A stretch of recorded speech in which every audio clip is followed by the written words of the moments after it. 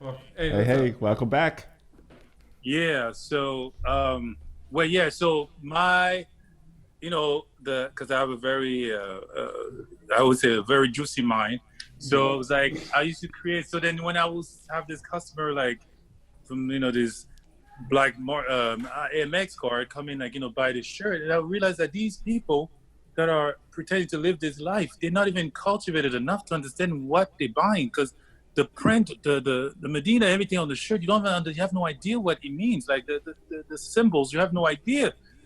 And I was like, bro, you're just buying it because it's Versace, or you're just buying it because it's I don't know, Keaton, like no idea.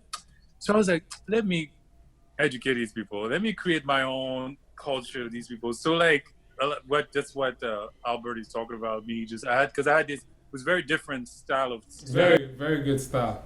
Very good style. Avec le chiffon et tout ça.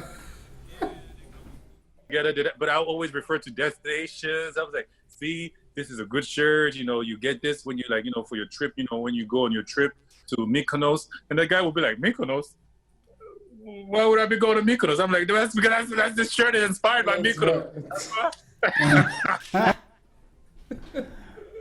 Right. He's like, I'll go there anyway. I have enough money. I could go there. Yeah, because he doesn't know that even designers, they travel to get inspiration. You know what I mean? Absolutely. Like even when you think of like people like the Medici family, like you see that they were inspired because they were a wealthy family that was exposed to all these incredible cultures around them, whether it was art, painting, you name it, fashion, and they loved it so much that they made it available to their to the people of Florence back then, so that the people. That's why it was such a. They used to refer to the city of Florence like the people with the fevered mind, because they said that fevered mind mean that they weren't real. Like they had these imaginations that weren't real. But that was not because they weren't real, because they had these exquisite taste about art, life, just everything. That's what the Medici was such a big pioneer of in LA, like the culture of like Italian lifestyle, period. So that was also my thing too. Like it was just a little history 101 there. Customer was done with me.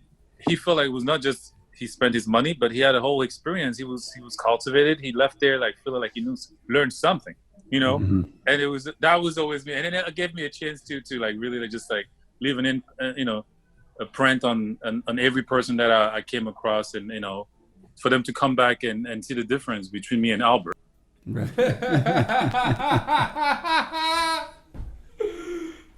That's why you kept your clients, you lucky son of a gun. Yeah, I was still learning about the retail, but because also one thing I learned in retail was that because you had a lot of people that was much older, but their hustle was different because they had bills, they had school loans to pay back, they had baby mamas, whatever, families were back in the native countries. For me, it was just a young kid that was just there to explore, kind of, right? Yeah, and explore fashion and all the beautiful thing it has to offer. So it wasn't that serious to me. So I was not there to harm nobody. I was not there to fight nobody. I was not there to to try to be a millionaire. I was there to make some money and discover the world and enjoy nice things, but not like right, not in a vicious right. It was slow. Yeah. That mood was like, what the hell is wrong with him? We're like, okay, goddamn, for. What was it? You remember Annie and Dolce?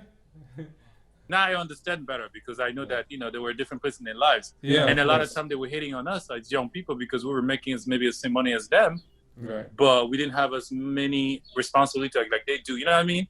Yeah. Yeah. So it was it was fun.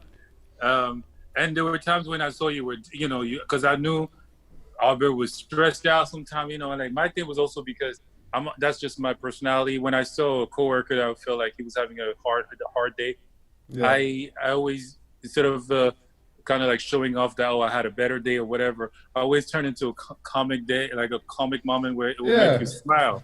Albert will walk by, he'd be stressful, like, where are these damn customers? Damn, I gotta make some money. I haven't opened today all day. And then I'll say something really silly that will make you laugh.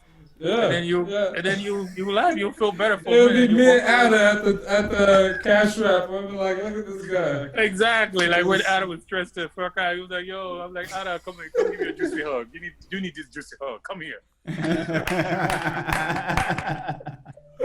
But the great. And then he'll these are get like, great and then times. he wouldn't want to give me a hug, but I was like, Ada, Uh, you better come and get this. You better come and get this. And then he'll give me a hug, but he better squeeze me like you never touched a black beautiful man Yeah.